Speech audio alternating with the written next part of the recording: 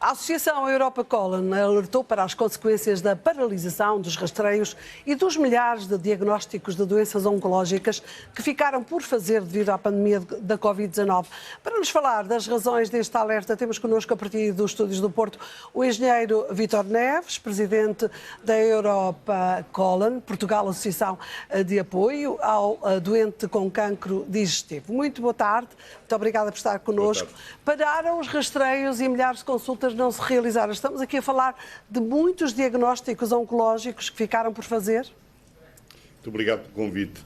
De facto, já antes da pandemia, haviam cerca de 50 mil casos oncológicos novos por ano, o que dá mais de 4 mil novos diagnósticos por mês.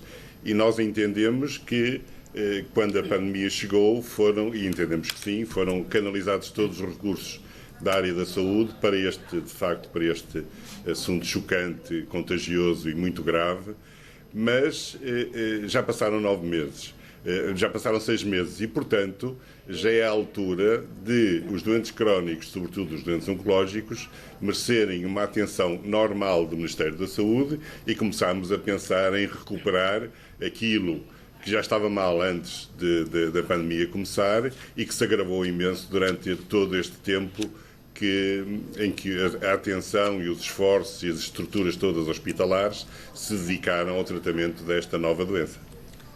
Esta situação vai ter reflexos que podem ser dramáticos, como, por exemplo, o aumento da taxa de natalidade.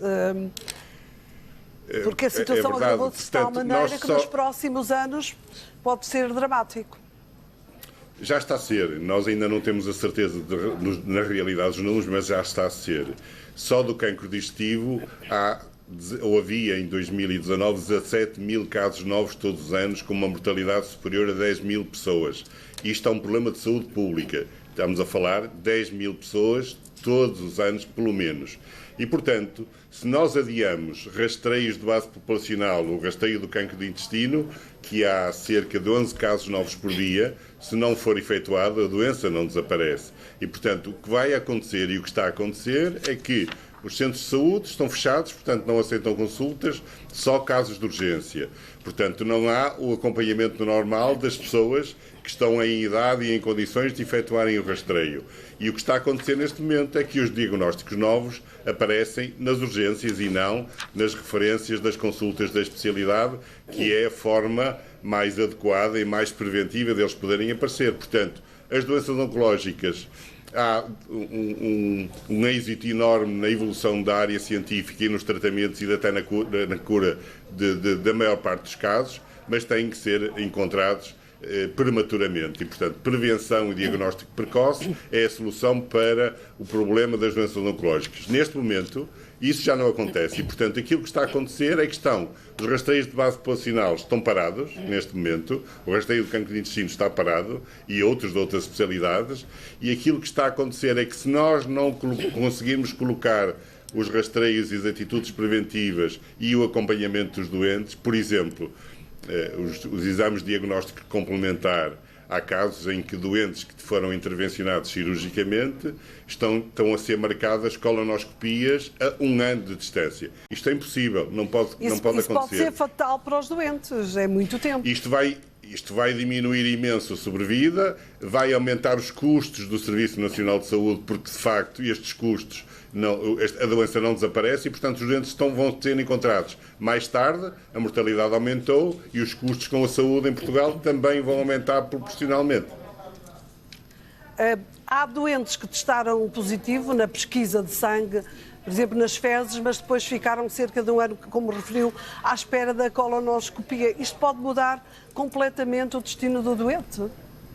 Eu não me referi ainda aos doentes que testaram nos rastreios que foram feitos. De facto, há um artigo que foi publicado no meio de comunicação social a semana passada e que evidencia que das 400 mil convocatórias para o rastreio do cancro do intestino, só 35% dos portugueses é que responderam e que entregaram os kits. E desses, os positivos vão ter muita dificuldade também em fazerem uma colonoscopia em tempo oportuno, que é o seguimento normal da pesquisa de sangue oculto nas fezes, e, portanto, é mais outra razão de que vai agravar o estado de saúde dos portugueses.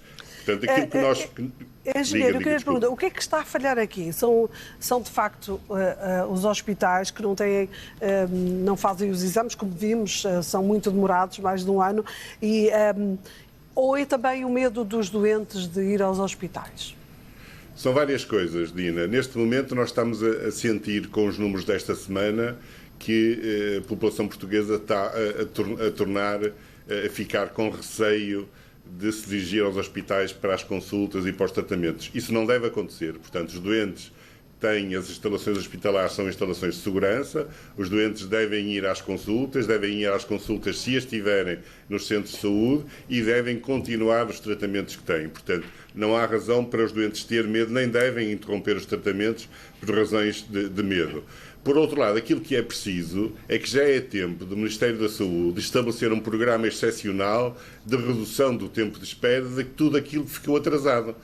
Já estava atrasado e não houve nenhuma atitude pública até este momento. Mas este programa excepcional de recuperação dos tratamentos atrasados, dos exames complementares diagnósticos, tem que ser um programa de recuperação com dados públicos, com métricas que possam ser auditadas e que sejam visíveis pelos portugueses. É preciso que as consultas dos centros de saúde abram. É um sítio fundamental para que a detecção precoce e a prevenção seja efetuada. A dispensa dos medicamentos nas farmácias comunitárias que existiu até este momento, é bom que não acabe. Há um grupo de estudo que está a tentar rever o processo. Nós entendemos que isso pode trazer alguns custos para o Sistema Nacional de Saúde, mas é bom que isso não acabe. E as consultas de seguimento dos doentes que foram intervencionados cirurgicamente têm que existir. Nós vimos também que algumas consultas neste período grave da doença foram feitas por telefone. Os meios de telemedicina, se existirem, são muito bons, mas não podemos substituir consultas profissional de saúde paciente por chamadas telefónicas, que é aquilo que tem acontecido a este momento. Até porque há exames médicos que são fundamentais para esta situação. Também, claro que sim. E, portanto, é necessário que cada vez mais se invista em saúde no nosso país. E nós, neste momento, e hoje e nos dias anteriores, estamos a sentir um receio acrescido, porque os números estão a subir, os números dos novos doentes estão a subir, e estamos a ouvir nos meios de comunicação social, outra vez, toda a tendência, só se fala em Covid outra vez. E, portanto, há mais doentes para além do Covid. Vamos fazer aqui um apelo às pessoas que nos estão a ouvir para que ponham de lado o medo e que tratem da saúde. Esse é fundamental. Porque senão não morremos da cura, morremos de uma coisa, morremos da outra. Porque não adianta. Portanto, nós, se precisarmos de tratamento, temos que os fazer. E nós conhecemos que os hospitais reorganizaram-se, a maior parte deles, e têm condições de segurança para que as pessoas continuem com as consultas e com os tratamentos. E também queríamos dizer que, pela experiência que acompanhamos nestes tempos do Covid desde março, que muitas vezes, claro que é preciso investimentos e equipamentos... Deixe-me fazer um alerta, Engenheiro Vítor Neves, temos em rodapé a linha de apoio, se as pessoas quiserem ligar para vocês informarem sobre a situação. É só um alerta que faço. Conclua o seu raciocínio. Muito obrigado. E aquilo que nós vimos durante este período da pandemia foi de que os hospitais similares, com atitudes necessárias e reestruturações que foram precisas fazer, aqueles que ficaram e que estiveram melhor organizados conseguiram responder melhor a tudo aquilo que foi necessário. Aqueles que estão melhor organizados neste momento vão conseguir responder melhor àquilo que virá nos próximos dias. E, portanto, não chega dotarmos investimento financeiro e equipamentos nos hospitais, temos que pensar em reorganizar o nosso sistema de saúde, dotando das melhores competências e beneficiando e premiando, de facto, os gestores competentes que conseguem fazer melhor com os mesmos meios. Muito obrigada, vamos ter... Dina, deixa-me só deixar ficar uma última mensagem que é importante. Durante todo este tempo foram fechadas e estão fechadas aos familiares as visitas aos pacientes. Era bom que o Ministério tentasse encontrar uma solução para que os pacientes que estão internados não fiquem privados do afeto e da companhia dos seus familiares. Há danos mentais preocupantes com a falta dos familiares e há também uma falta de apoio no controle dos doentes em internamento por falta das visitas e dos acompanhamentos familiares. Sei que não é um assunto fácil, mas é um assunto que deve merecer também a atenção dos gestores em saúde do nosso país. Deve ser analisado e tentar resolver, porque esse amor, de facto, nesses momentos de fragilidade é fundamental. Às vezes mais importante que os tratamentos. Muito obrigada, engenheiro Vítor Neves. Muito gosto, muito obrigado. Muito obrigada.